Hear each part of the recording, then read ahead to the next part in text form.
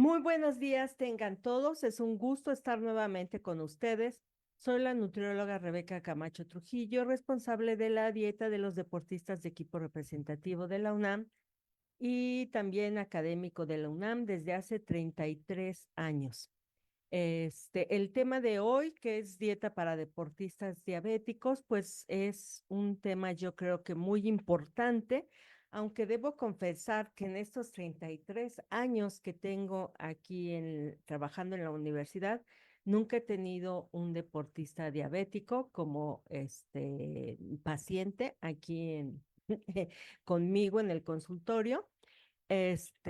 Ninguno se ha presentado, pero vamos a abordar el tema y es un tema muy amplio y muy largo. Desde que lo vi, yo dije, pues esto igual y se necesita dividir un poquito en dos charlas. Entonces, si hoy no termino, que yo creo que es lo que va a pasar y me van a faltar unos cuadros que yo considero muy importantes, los voy a ver justo la próxima plática, la próxima charla, que es de si son buenos o no los jugos, el tomar jugos de frutas. Entonces ahí me va a quedar tiempo perfecto para abordar los cuadros que nos van a faltar, que yo creo que, bueno, a mí siempre me gusta presentar cuadros porque son así como que un resumen importante que pueden ser de mucha utilidad. Entonces, bueno, vamos a empezar el tema y para empezar, seguir una dieta apta para diabetes significa simplemente porque muchas veces creen que es algo que debe de comer el diabético muy aparte, muy diferente de la familia y no, simplemente es comer los alimentos más saludables con moderación y en horarios regulares. Eso sí, tener en cuenta sus horarios para no descompensarse y un plan de alimentación saludable naturalmente rico en nutrimentos, bajo en grasas y sin azúcares. Entonces, esa es básicamente la dieta del, del diabético, que en su página de la Clínica Mayo dice los alimentos claves son las frutas, verduras y granos integrales. Lo puse así, tal cual lo aparece en la página, porque muchas veces es lo primero que se le prohíbe al diabético, se le dice, pues no vas a comer frutas o si ya te comiste un plátano hoy, pues ya no puedes comer ninguna otra fruta, lo cual es falso, totalmente falso. Si quieren, les hablan del índice glicémico sin mucho conocimiento del mismo y se crea mucha confusión. Hay una charla de índice glicémico y les digo, la próxima vez voy a retomar los puntos más importantes sobre índice glicémico. Hoy no, pero es muy importante esto que quede claro que aquí nos pone la Clínica Mayo, los alimentos claves son frutas. No va a ser el quitar las frutas y verduras de la dieta del diabético. Lo que sí, normalmente les digo, en forma general, lo más sencillo es nunca comerlo en forma, en las frutas, nunca solas, ¿no? En general, vamos a ver ahorita, hablando de deportes, si vamos a tener casos de frutas solas, pero en caso de general, la dieta general del diabético nunca va a ser solo la fruta y ya con eso no va a haber ningún problema con el índice glicémico de las frutas, ¿no? De hecho, este tipo de dieta es el mejor plan de alimentación para casi todo el mundo. O sea, todos podríamos consumir la dieta del diabético porque básicamente es una dieta saludable, baja en grasa, normal en hidratos de carbono, sin azúcar, que realmente lo he mencionado muchas veces.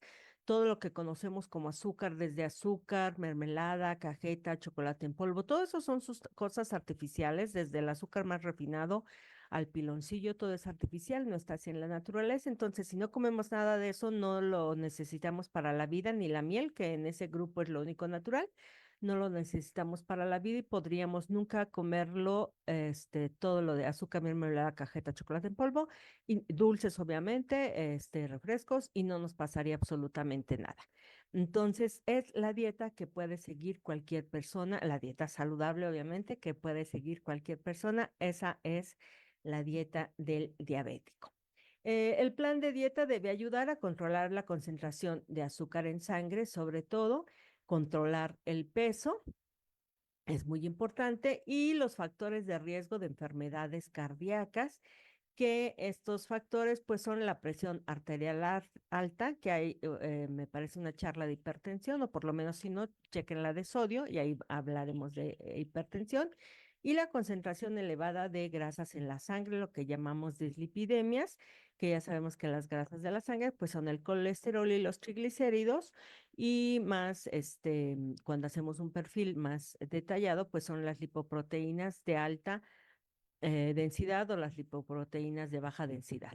Todo esto, o lo que llamamos cotidianamente colesterol malo, colesterol bueno, a combatir todo esto, la concentración elevada, no nada más de la glucosa, sino de de las grasas en la sangre y de controlar la hipertensión. Todo esto es a lo que se enfoca la dieta del diabético, y por lo tanto, pues vemos que va a ser una dieta saludable, ¿no? Una dieta que se va a enfocar para la salud de la persona en general, y por lo tanto puede ser la dieta que siga toda la familia. No es una dieta que tenga que comer aparte el paciente diabético, o en este caso el deportista diabético, sino que va a ser la dieta que coma toda la familia, porque es una dieta saludable, abundante en frutas y verduras y en cereales integrales.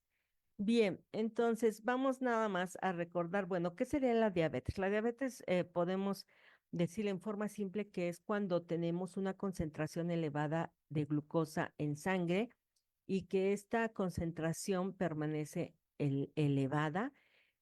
Ahorita vamos a ver a qué llamamos elevado y cuáles son los valores. Y todo esto es porque tenemos seguramente algún problema en el páncreas, que el páncreas está aquí, entre el hígado, el intestino delgado, el duodeno y el estómago. Vamos a hacer un acercamiento, y aquí tenemos, este es el hígado.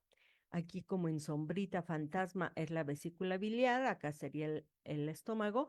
Este es el duodeno, que es la primera parte del intestino delgado, la que está pegada al estómago.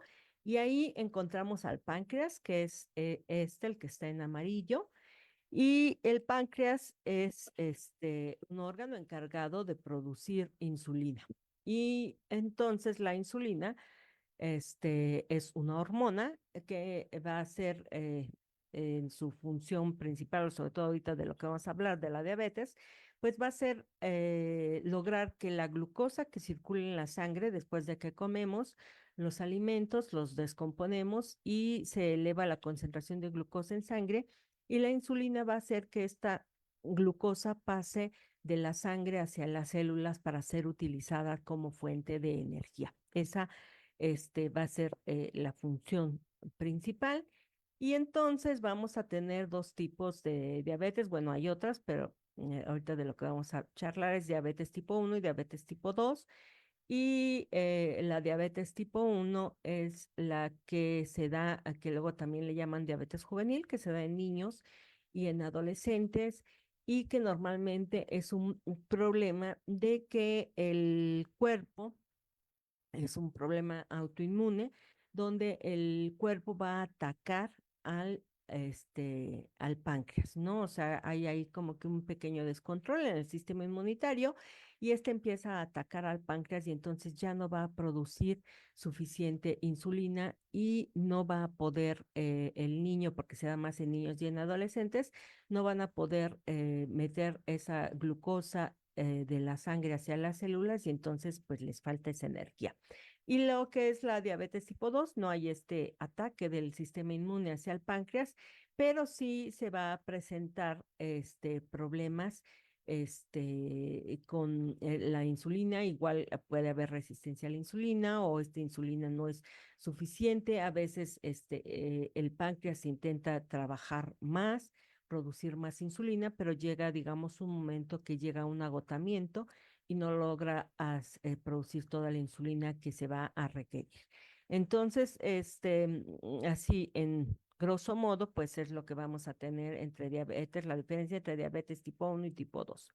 ¿Cuáles son los síntomas más comunes de la diabetes? Bueno, siempre cuando estamos en clases dicen, pues es enfermedad del poli, porque es poliuria, polidipsia y polifagia, que quiere decir poliuria, orinar con mucha frecuencia, polidipsia, sensación de mucha sed, tener ganas de tomar mucha agua, y polifagia, pues sentir mucha hambre, a pesar de sí comer, ¿no? Entonces, estos son los tres síntomas que vamos siempre a encontrar en todos lados cuando hablamos de diabetes, pero también puede presentarse fatiga extrema. La persona está fatigada porque obviamente no tiene, no puede utilizar esa glucosa que sí tiene circulando en sangre, por eso se eleva la concentración de glucosa.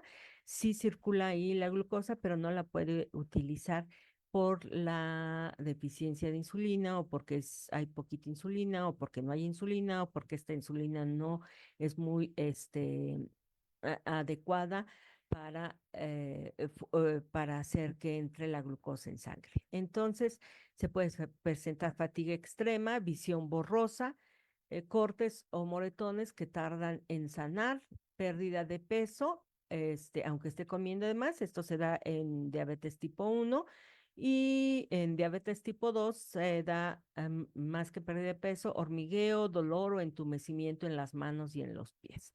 Todo esto es otros de los síntomas que no son estos de polidipsia, poliuria y polifagia, pero que también vamos a encontrar, que se va a presentar comúnmente en personas que padecen esta enfermedad.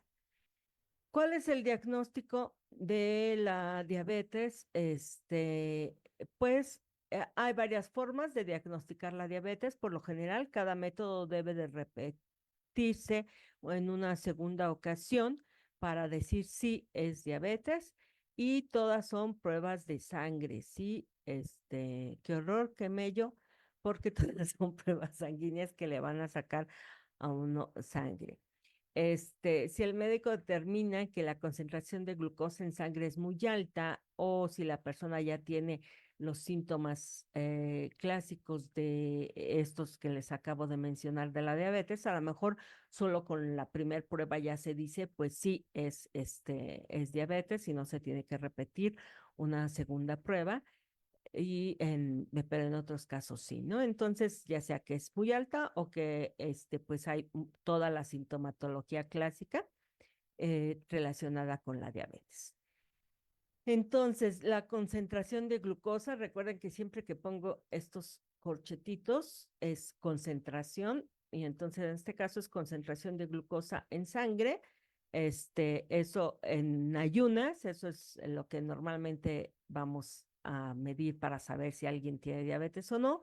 También existe el método de la curva de glucosa, que aquí, o curva de tolerancia a la glucosa, la hemoglobina glucosilada, o la prueba aleatoria de glucosa, que estos pues ya nombres más específicos o más correctos, digamos, esos son como que los nombres más cotidianos.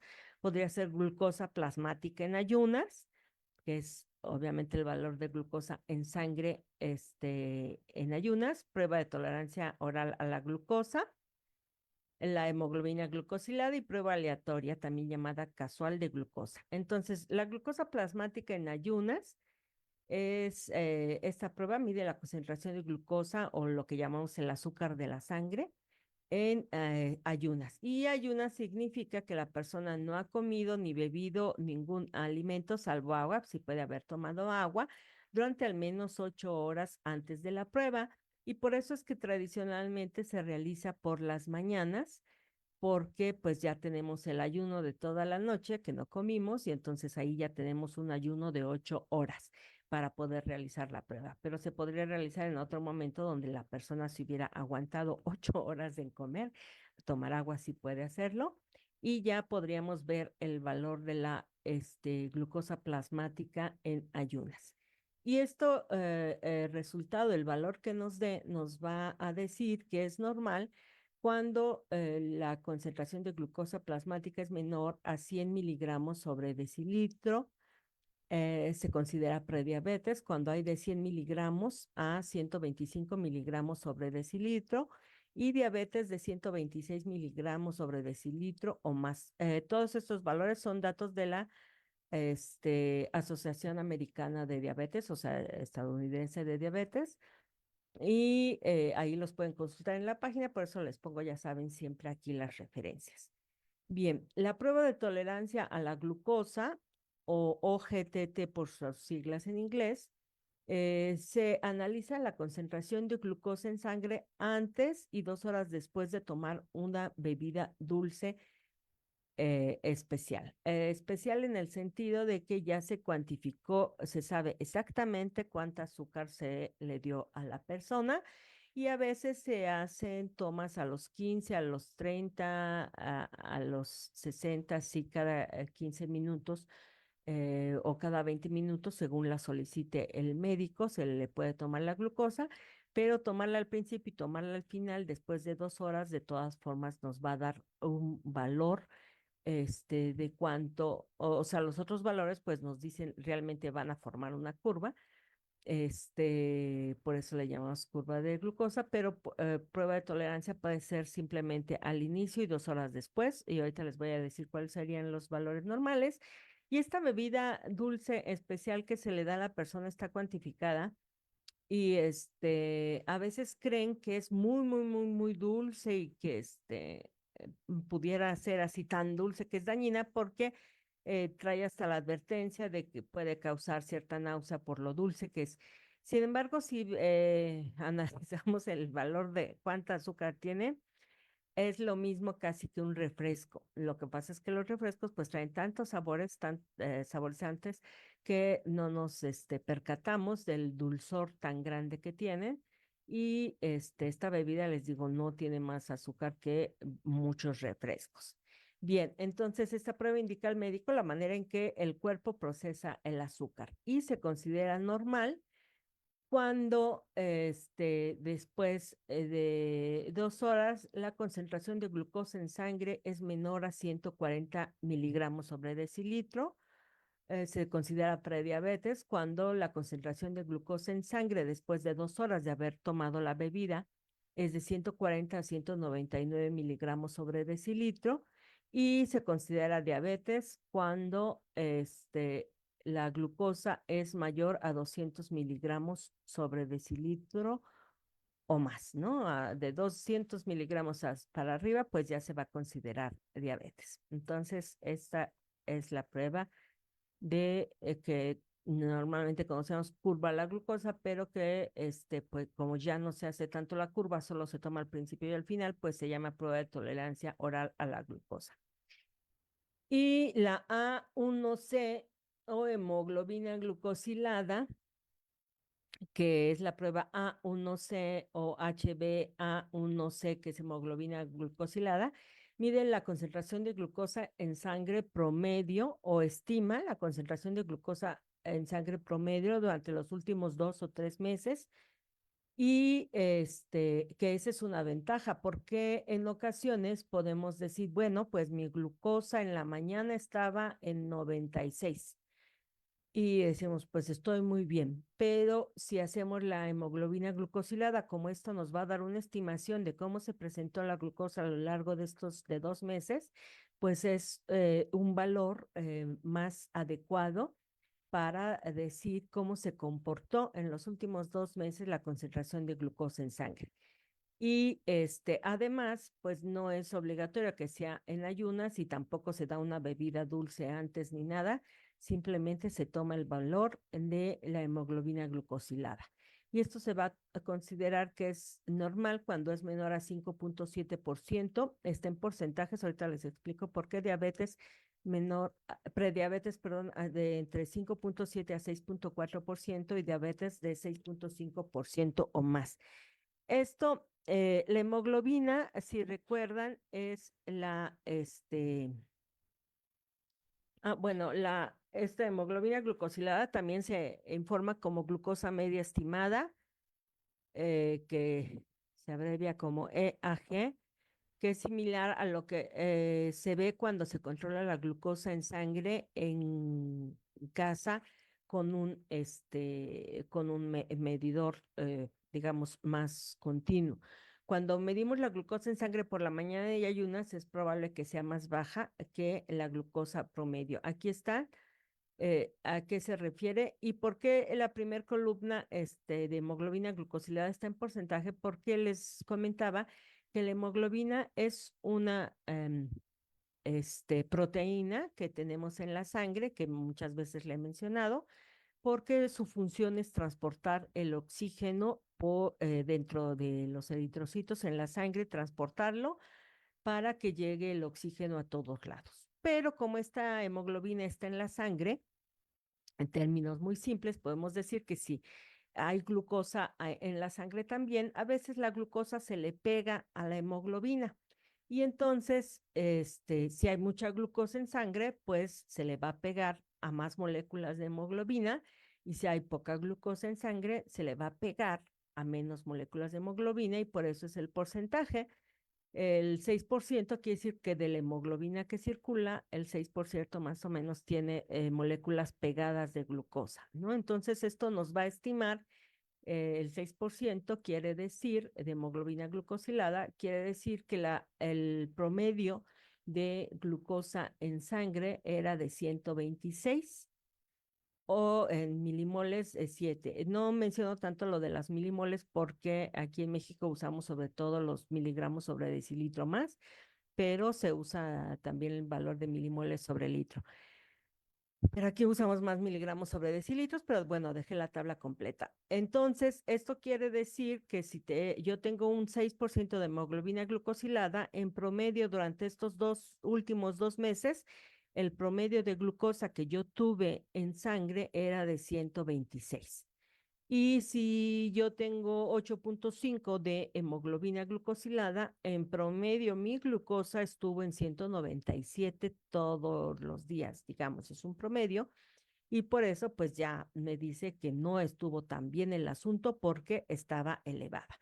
La concentración de glucosa en sangre va a estar subiendo y bajando si comemos, si no comemos, si hacemos ejercicio o no. Y por eso es de que este valor nos ayuda porque nos dice cuál es el promedio de cómo se comportó la concentración de glucosa en sangre y es de alguna forma más preciso para valorar cuál es el valor de glucosa que tuvimos en los últimos meses. Entonces, por eso es que se usa esta más que solo decir, bueno, es que yo en ayunas tengo 96, 96, 96, y a lo mejor ya en hemoglobina glucosilada ya me sale un 7, un 7,5 y ya me dice que realmente en ayunas pude tener 96, pero a lo largo del día en promedio tenía 154 y pues ya no es tan conveniente. Muy bien. Y por último tenemos la prueba aleatoria de glucosa plasmática, que esta prueba es un análisis de sangre que se hace en cualquier momento del día en que se tengan síntomas de diabetes y se diagnostica que la persona tiene diabetes cuando este valor es igual o superior a 200 miligramos sobre decilitro. Entonces, pues esta es una prueba que nada más hace, digamos, aleatoriamente en un momento dado y cuando está por arriba de 200 o 200 o más, ya se considera diabetes. Ya vimos que, bueno, esta sí es de las que tendríamos que repetirle en otro momento, para estar seguros o tener la certeza. Muy bien, también hay algo que conocemos como prediabetes, que es antes de que las personas desarrollen diabetes tipo 2, casi siempre tienen prediabetes, es decir, la concentración de glucosa en sangre se encuentra más alta de lo normal, pero aún no es lo suficientemente alta como para diagnosticar diabetes. Y los médicos a veces se refieren a la diabetes como intolerancia a la glucosa, este, o alteración de la glucosa en ayunas, ¿no? Los dos son términos que se usan para la prediabetes y según la prueba que se haya utilizado. Esta afección, la prediabetes o intolerancia a la glucosa, predispone a un mayor riesgo de desarrollar obviamente diabetes y de enfermedades cardiovasculares. Entonces, por eso, aunque no se tenga todavía diabetes, se tenga prediabetes o intolerancia a la glucosa, pues no se va a esperar la persona a tener ya el problema, a que llegue a tratar, a convertirse en diabetes y se va a tratar, empezar a tratar la prediabetes para tener prevención en desarrollar diabetes tipo 2. Entonces, ¿y esto por qué es importante? Porque, bueno, sí se ha visto que con tratamiento las personas que tienen prediabetes o intolerancia a la glucosa pueden mejorar y pueden mejorar tanto que no van a desarrollar diabetes en forma, digamos, inmediata o cercana, o tal vez nunca si logran controlarlo muy bien. Entonces es controlarlo, no curarlo. Recuerden que hay muchas por ahí que dicen que curan la diabetes y no es verdad, pero sí es controlarlo. Bien, se puede reducir el riesgo de diabetes tipo 2 en un 58% si se pierde, por ejemplo, peso, si la persona presenta obesidad o sobrepeso y pierde el 7% del peso corporal, o sea, una persona de 100 kilos, si pierde 7 kilos, pues ya mejora mucho su riesgo de presentar diabetes tipo 2.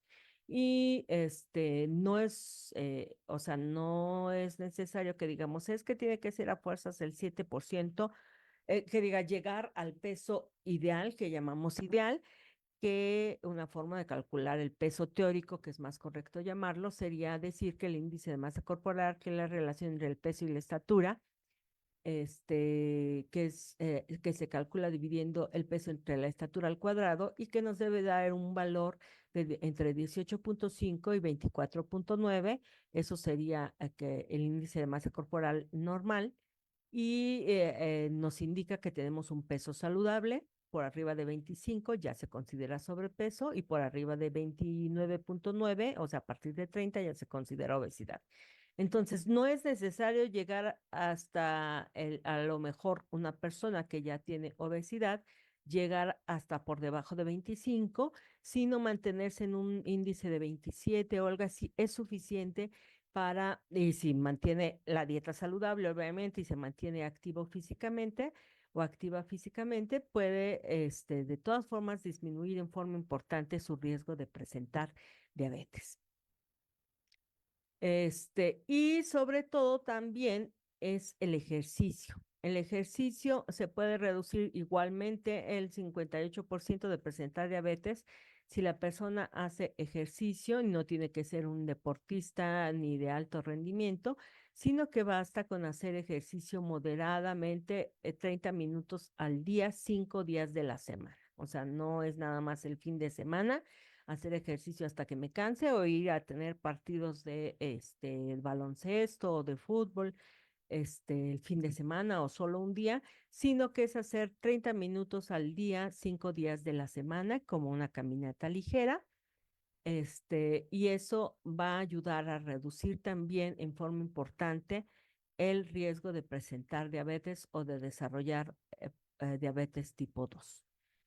Entonces, como justamente el ejercicio es lo que se va a recomendar para controlar la concentración de azúcar en sangre y para bajar de peso y para disminuir el riesgo de presentar diabetes, o si ya se tiene diabetes tipo 2, para intentar bajar, mejorar la salud de la persona, pues por eso vamos a hablar del ejercicio, pues, de la dieta, que sería específicamente al momento de estar haciendo ejercicio, o más bien de algunos puntos que ahorita los vamos a mencionar. El ejercicio, bueno, puede ayudar a mejorar la concentración de glucosa en sangre, también a mejorar la concentración del colesterol malo, ayuda a bajar la concentración del colesterol malo, pero sobre todo va a ayudar a subir la concentración del colesterol bueno en sangre. El ejercicio mejora el estado físico en general, controla el peso, ayuda a controlar el peso, a tener un peso saludable, a reducir el riesgo de enfermedad cardíaca o accidente cerebrovascular y a mejorar el bienestar en general de la persona. Para hacer ejercicio de manera segura, algunas personas con diabetes necesitan registrar su concentración de glucosa en sangre antes, durante, después de la actividad física. Yo creo que no algunas, sino todas las personas que presentan diabetes necesitan hacerlo, sobre todo al inicio del ejercicio. Por ejemplo, que es algo de lo que hacen aquí en el programa de Me Quiero y Me Cuido, que es un programa que hacen los enfermeros, que ya son licenciados en enfermería, pero que están haciendo la especialidad en cultura física y deporte y hacen el programa de Me Quiero y Me Cuido y entre otras cosas justamente les van a dar orientación a las personas de cómo iniciarse a hacer ejercicio si se tiene diabetes o prediabetes.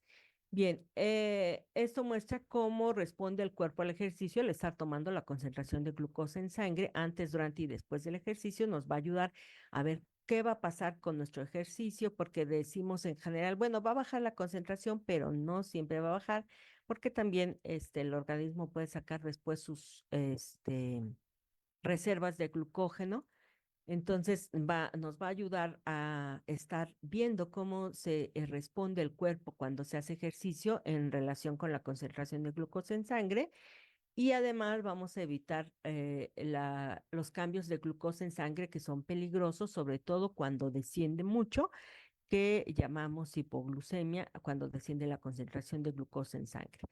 Antes de empezar un nuevo programa de entrenamiento, es necesario que la persona hable con el profesional de atención médica. Les decía, en este caso, en el Me Quiero y Me Cuido, pues lo llevan los alumnos de la especialidad de enfermería y preguntarle si le parece bien hacer este tipo de ejercicio que quiere probar, especialmente si se tiene diabetes tipo 1. Ahí sí es muy importante hablar con el médico tratante porque es el único que va a dar la dosificación de la insulina y entonces hay que hablar ahí con él. Pero en el caso de diabetes tipo 2, pues puede ser más personal de salud quien les va a atender. El ejercicio puede causar un descenso en la concentración de glucosa en sangre, que puede llegar a ser muy bajo, o sea, el descenso se llama hipo de poco, glucemia de glucosa y emia en sangre. Entonces, hipoglucemia en sangre, perdón, hipoglucemia en personas que se administran insulina y entonces por eso es muy importante que no empiecen los programas sin haberlo consultado antes con el médico y que lo hayan charlado ampliamente con su médico. El riesgo también se aplica a las personas con diabetes tipo 2 que pueden estar utilizando ya insulina o cualquier otros medicamentos hipoglucemiantes. Y entonces siempre hay que, de por sí, cualquier persona que empieza un programa de ejercicio debe de hacerse una revisión médica primero. Y más en el caso de la persona con diabetes, pues debe de, aparte de hacerse la revisión médica para ver si está apto o qué ejercicio es lo más adecuado para él, pues para ver cómo va a ser el tratamiento de sus medicamentos hipoglucemiantes con el ejercicio. Entonces, el profesional de atención médica puede enseñar a la persona a equilibrar sus medicamentos con ejercicio y dieta.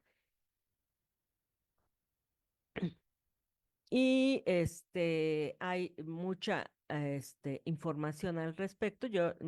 Bueno, hay unas páginas que les voy a recomendar al final, si me da tiempo, si no lo veremos la próxima charla, pero sobre todo esta eh, eh, recomendación yo creo que es importante. No hagas ejercicio si necesitaste ayuda para recuperarte de una hipoglucemia grave en las últimas 24 horas.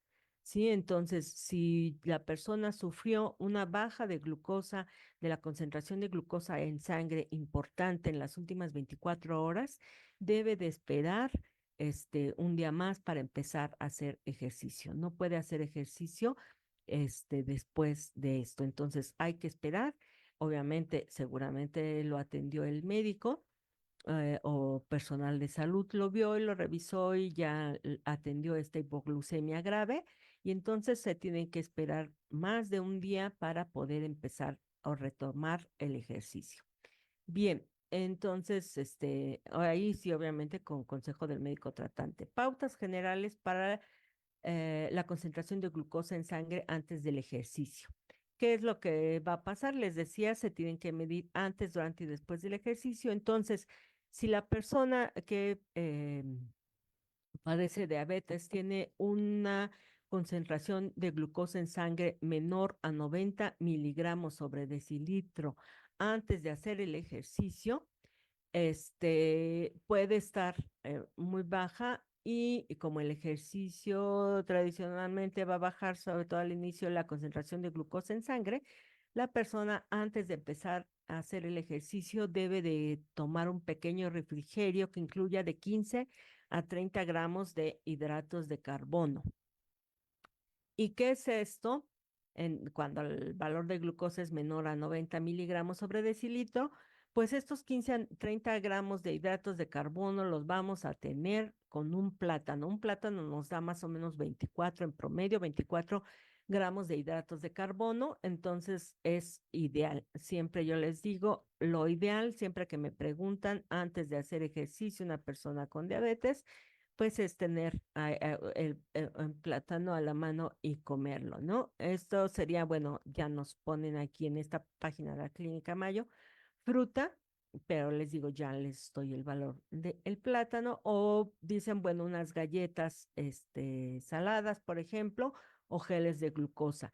Recordar que sobre todo galletas y geles de glucosa hay que tomarlos junto con agua para que se pueda absorber rápidamente esa glucosa, esos hidratos de carbono, porque si los tomamos así solitos, no se van a poder absorber tan rápidamente. El plátano, como ya viene hidratado, igual nos puede servir tomar un poquito más de agua, pero ya viene algo hidratado y la fruta en general también. Entonces, de 15 a 30 gramos, si el valor de glucosa es inferior a 90 miligramos.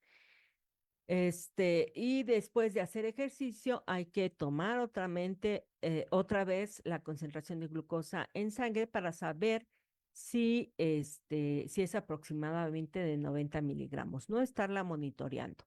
Si el valor de la concentración de glucosa en sangre antes del ejercicio es de 90 a 124, perdón, miligramos sobre decilitro, hay que tomar 10 gramos de hidratos de carbono antes del ejercicio, ¿sí? Entonces, si es menor de 90, ya quedamos que de 15 a 30. Si es más alto, entre 90 y 124, pues son solo 10 gramos. ¿Y qué son 10 gramos de hidratos de carbono? Pues es una mandarina. Por eso puse que igual sería algo de fruta, pero en este caso sería pues medio plátano, ¿no? Porque les digo, medio plátano son como 12 gramos de hidratos de carbono, dependiendo del tamaño, obviamente, y una mandarina, pues ya serían los 10 gramos, una mandarina mediana, 10 gramos de hidratos de carbono antes del ejercicio. Si la persona tiene de 120 miligramos a 126, perdón, a 180 miligramos sobre decilitro de glucosa en sangre, entonces puede hacer ejercicio sin necesitar una colación. Sin embargo, debe de seguir monitoreando la glucosa, ¿no? Si tiene ese valor, puede empezar el ejercicio, pero hay que seguir monitoreando la glucosa. Las recomendaciones son cada 30 minutos, dependiendo de lo que dure el ejercicio, para estar viendo cómo se comporta, pero no se va a tomar colación. Igual si es mayor de 182 a 270, yo considero que está muy alta, pero la página sí lo pone, que sería seguir monitoreando la glucosa, pero puede iniciar sin tomar obviamente ningún refrigerio ni colación antes del ejercicio. Pero ya lo ponen más de 270, yo diría mejor desde 182, pero bueno, aquí nos ponen más de 270. este, la concentración de glucosa en sangre puede estar demasiado alta para hacer ejercicio de manera segura, y lo mejor es no hacer ejercicio, y yo diría ir corriendo con el médico porque se ve que la persona está descontrolada, ¿no?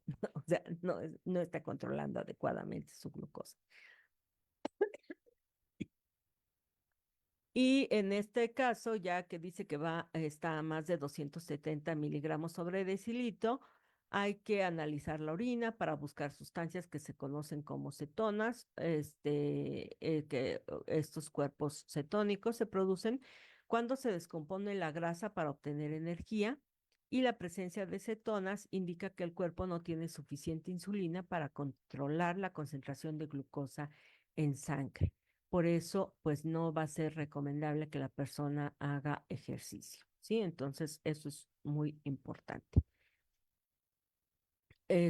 También va a ser importante, esto fue antes, todo esto era medir la concentración de glucosa en sangre antes de empezar el ejercicio y ya veíamos si tomamos refrigerio o no, pero durante el ejercicio hay que prestar también atención a los síntomas de hipoglucemia que se puede presentar al hacer ejercicio. Principalmente es un riesgo para las personas que tienen diabetes y que reciben insulina u otros medicamentos hipoglucemiantes. Y si es un deportista que, bueno, va a ser un entrenamiento largo, hay que revisar la concentración de glucosa cada 30 minutos. Y esto fundamentalmente si están probando una nueva actividad o un nuevo plan de entrenamiento o se está cambiando la intensidad, pues hay que estarla monitoreando, ¿sí? No es posible simplemente decir seguramente voy a estar bien, sino hay que estarla monitoreando y revisar la concentración de glucosa en sangre cada 30 minutos para ver si está estable, si sube o si baja y de esta manera saber si es seguro seguir haciendo ejercicio igual de acuerdo a los valores que ya daba anteriormente. Ahora, hay que detener el entrenamiento si la concentración en glucosa en sangre es menor de 70 miligramos sobre decilitro, o si la persona presenta temblores, debilidad, mareos o confusión. Todo esto no, son bueno, estos son síntomas que nos indican que bajó la concentración de glucosa en sangre o si ya se tomó directamente la concentración de glucosa en sangre y nos indican que hay que parar el ejercicio. No puede seguir la persona haciendo ejercicio porque su concentración de glucosa en sangre está muy baja para para no presentar riesgos a la salud. En este caso, ¿qué hay que hacer cuando hay hipoglicemia? Pues comer algo que de 15 gramos de hidratos de carbono de acción rápida para elevar la concentración de glucosa en sangre, que en este caso pues sería un jugo. Y es mejor un jugo que dulces o caramelos, que luego les dicen es que trae un dulce o caramelo, yo les digo mejor traigan su cuartito de Boeing de la página del refresco, que de hecho aquí en la página también aparece pues un refresco que es muy común que dicen, ah, sí, hay que darle un refresco de cola a la persona. A mí no me gusta tanto que usen los refrescos por las burbujas, y porque pues pueden tener más azúcar de esto, entonces sería, perdón, más recomendable un jugo o en este caso, sí traer su cuartito de cualquier jugo de estos que ya vienen envasados, este, aunque estén endulzados, sí le va a servir como precaución traerlo siempre ahí al deportista o a la persona con diabetes que esté haciendo ejercicio, traerlo por si baja la concentración de glucosa en sangre, pues tomarlo. Le va a ayudar más que los dulces. No les recomiendo nunca estarle dando dulces, sino que darle algo que ya esté o hasta disolver. Aquí dice una cucharada de azúcar o miel o jarabe de maíz, disolverlo en agua y que eso beba la persona, siempre con agua para que se absorba rápidamente. ¿Sí? Entonces, media taza de jugo de fruta ponen o geles de glucosa, ahí está mal escrito, geles de glucosa, hay una charla de geles de glucosa de los que se usan para deportistas, que recuerden que siempre se toman junto con agua. Entonces, en el caso del deporte, pueden ser geles de glucosa, puede ser media taza de jugo de fruta, puede ser una cucharada de azúcar o miel, una cucharada sopera disuelta en agua para que ayudar a que suba la concentración de glucosa en sangre de la persona. Se vuelve a revisar, esto es cuando bajó, recuerden, estamos hablando de eso, la glucosa a los 15 minutos, la concentración de glucosa en sangre, si todavía está baja, debe de darse otra vez otra porción de 15 gramos de hidratos de carbono y revisarla nuevamente a los 15 minutos y así se va a seguir repitiendo el proceso según sea necesario hasta que la concentración de glucosa en sangre esté por arriba de 70 miligramos sobre decilitro. Y ya si se logra estar por arriba de 70 miligramos sobre decilitro y es un deportista y aún no termina su sesión de entrenamiento, pues ya la puede continuar. Si no sube, no puede continuar la sesión de entrenamiento, se debe suspender hasta que siga o bueno, reanudarlo o después, otro día.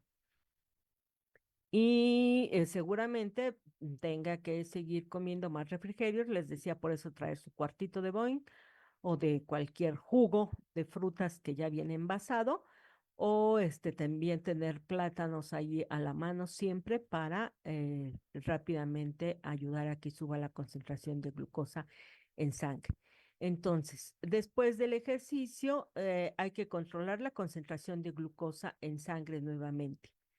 Y pues llegamos al final de esto, terminamos con el ejercicio es beneficioso, benéfico para la salud en muchos sentidos, pero si la persona tiene diabetes, hay que estar monitoreando la concentración de glucosa en sangre antes, durante y después del ejercicio, sobre todo cuando se inician nuevos programas o se va a cambiar, en el caso del deportista, el entrenamiento, se le van a aumentar cargas, etcétera, hay que estarlo monitoreando siempre y traer siempre a la mano, porque si están en el campo, pues no rápidamente van a conseguir, este, una bebida que les aporte los hidratos de carbono. Ah, también en el caso de los deportistas, también algo que les va a aportar son las bebidas rehidratantes para deportistas. Recuerden que estas ya traen glucosa y entonces esto también es algo que especialmente si es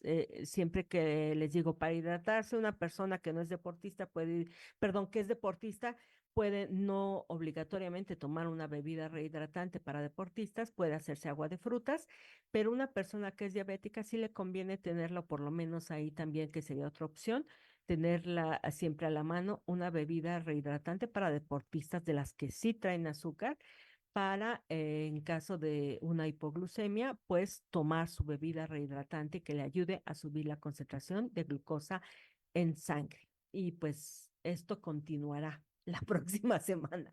Hasta luego, que estén muy bien. Gracias.